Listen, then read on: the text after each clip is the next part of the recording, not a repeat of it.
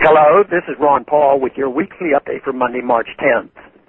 Officially, U.S. debt stands at more than $17 trillion.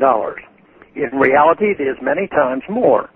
The cost of the U.S. invasion of Afghanistan and Iraq may be more than $6 trillion. President Obama's illegal invasion of Libya cost at least $1 billion and left that country devastated. The cost of U.S. regime change efforts in Syria are likely thus far enormous, both in dollars and lives. That's still a secret. So who in his right mind would think it's a good time to start a war with Russia over Ukraine? And worse, who would commit the United States to bail out a Ukraine that will need at least $35 billion to survive the year? Who? The President and Congress, backed by the neocons and the so-called humanitarian interventionists. The House voted overwhelmingly last week to provide $1 billion in loan guarantees to Ukraine. That is just the beginning, you can be sure. But let's be clear. This is not money for the population of that impoverished country. The administration is sending $1 billion from U.S. taxpayers to wealthy international bankers who hold Ukrainian debt. It is an international bank bailout, not aid to Ukrainians. And despite the escalating anti-Russian rhetoric, ironically, some of that money will likely go to Russia for Ukraine's $2 billion unpaid gas bill. So what happened in Ukraine? The U.S. government and media claims that the U.S. must save Ukrainian democracy from an invading Russian army that is threatening the country's sovereignty. But in reality, the crisis was instigated in part by U.S. meddling. Remember the intercepted telephone calls in which two senior Obama administration officials discussed plans to replace the elected government in Ukraine with U.S. puppets? That is exactly what is happening. Is that not a violation of Ukraine's sovereignty? Is that what democracy is all about? The Obama administration's policy toward Ukraine is hypocritical.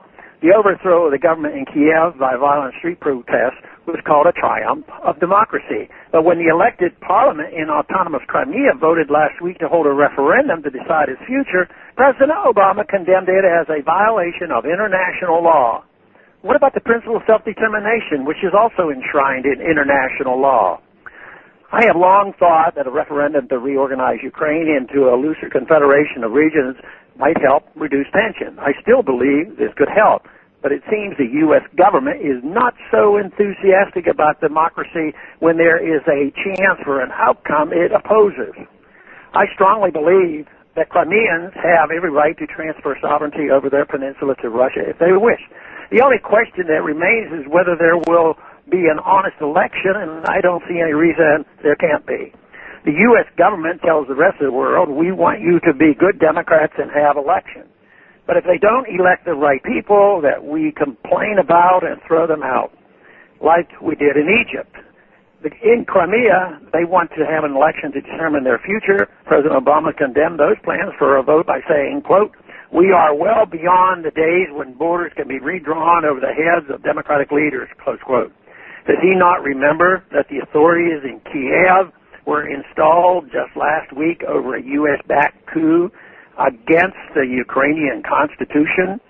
Congress next week will likely vote for sanctions against Russia. Though many mistakenly believe that sanctions are a relatively harmless way of forcing foreign countries to do what we say, we should be clear.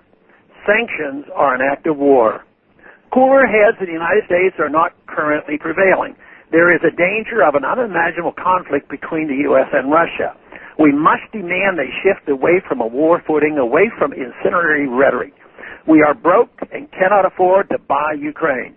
We certainly cannot afford another war, especially with Russia.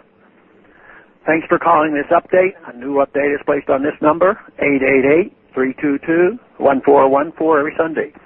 The written text can be found on my free foundation website at www.the-free-foundation.org and on my Facebook page. Thanks for calling.